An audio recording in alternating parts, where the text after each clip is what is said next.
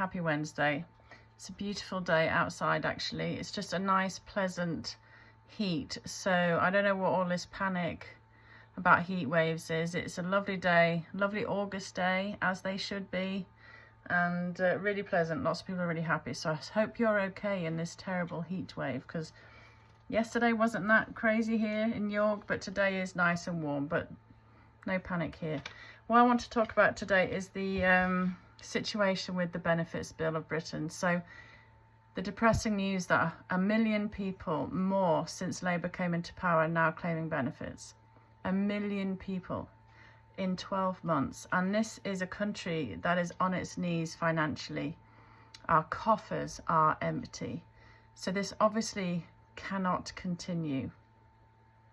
The UK needs to realise that every country is essentially a business, and we need people in power who have run businesses and who have logical, rational intelligence, and don't run their country like a charity for the world to basically wipe its feet on, including its own citizens.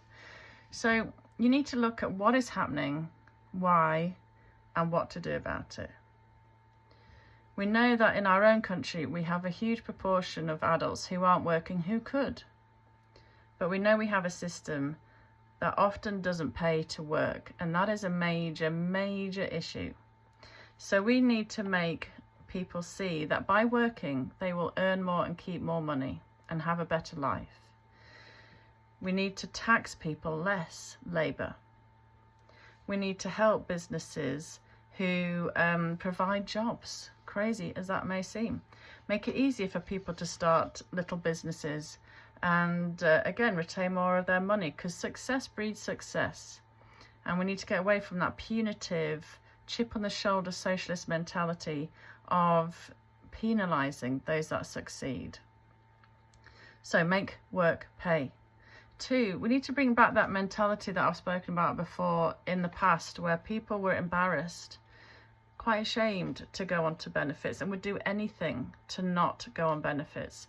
We have now gone the other way, where people choose it as a lifestyle. And again, I don't blame them. If you're looking at a crappy job and thinking, well, I can do this and work my arse off, but actually I'll get the same if I'm on benefits, fair dues. Makes complete sense. So we need to make work pay. We need to get the pay increased of jobs. But you can only do that if companies are being successful and earning well. And they need people to be able to spend money. And they need to have less taxation. So again, it's all a knock-on effect. We obviously need jobs to be filled. And that's what we hear about all the time. Why we need migration.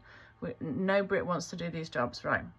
Well, like I've said, people who are on benefits and who are able should perhaps work for their money. So working for local councils, farmers in harvest times, even for the service sector, who struggles often to get people in that business. We could even have students, we could have people of low who are in prison, who've committed non-violent crimes. They could go out and do these jobs too. There's plenty of resource if used well. Next, we are bringing in a massive amount of people every year into this country. We all know this. And unfortunately, you know, we have the illegal migration where we know it's costing us an absolute fortune with hotels and spending money, food, healthcare, etc. It's immense, that bill. But in legal migration, unfortunately, it is the case that the mass majority of those that come here are net negative contributors. So we shouldn't allow one more person into this country who needs any kind of financial support. It's not being mean, it's just being sensible. And we should also look at those that are in the UK that are not British, that are not British born, and who are again on benefits. And like the mass majority of other countries, say, I'm really sorry, but you're going to be given 6 months, maybe three to 6 months to find a job. Otherwise, I'm very sorry, but your visa will no longer be valid and you'll have to leave. It's not mean. It is just economically sensible. And we need to go back to that kind of model as a country and stop being a woke, liberal, virtue signalling, aren't we fantastic, as we kind of drown under our own virtue signalling. We need to look at the mentality of British people. Obviously, you've got the people who are choosing to go on benefits, and I've talked about that, when they could work. But we need to look at why so many are potentially mentally struggling, physically struggling. What has happened since COVID? Is it COVID? Is it something else that has caused a great deal of harm in people since 2020, where we've seen a rocket of people claiming benefits? How are we looking at our food? Because I've seen today the UK eats the most amount of processed food out of any country. Perhaps we could support our farmers more. Perhaps we could encourage more to go into farming to produce locally sourced, seasonal, fresh produce that we could have in markets up and down the country, like we see abroad often, and people eating fresher salads and vegetables and fruits and fish and meat. That would be a nice, healthy nation if we had a sensible, decent government. Perhaps we need to look at, in general, the mentality that we're teaching kids in schools. How about we stop talking about depression as much? How about we stop talking about things that are causing anxiety, like the climate, like COVID, that had a less IFR than normal flu? Like, how about we create robust children like they used to again, who climbed trees, who fell over, scraped their knees, got back up, who were proud, patriotic kids who would want to, stand up for their country, who just thought they could be out all day and not rely on everybody, and just much more resilient kids, I think.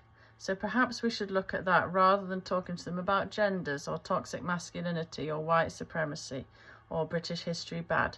How about emboldening and boistering that kind of mentality of that blitz British spirit we were once so well known for? And then talk about how great it is to work, because there's so many studies where they've looked at universal income, for example, and it's not good for mentality. You want to have purpose and reason to your day, to get up. You need structure to your week. These things are good for society as a whole. And then we need to look at just the physical health. Again, I've mentioned COVID, anything that might have happened during that time other than a mild disease that might have caused a lot of problems. But look at how little playgrounds are being built. Look at how much sports is stopped in schools these days.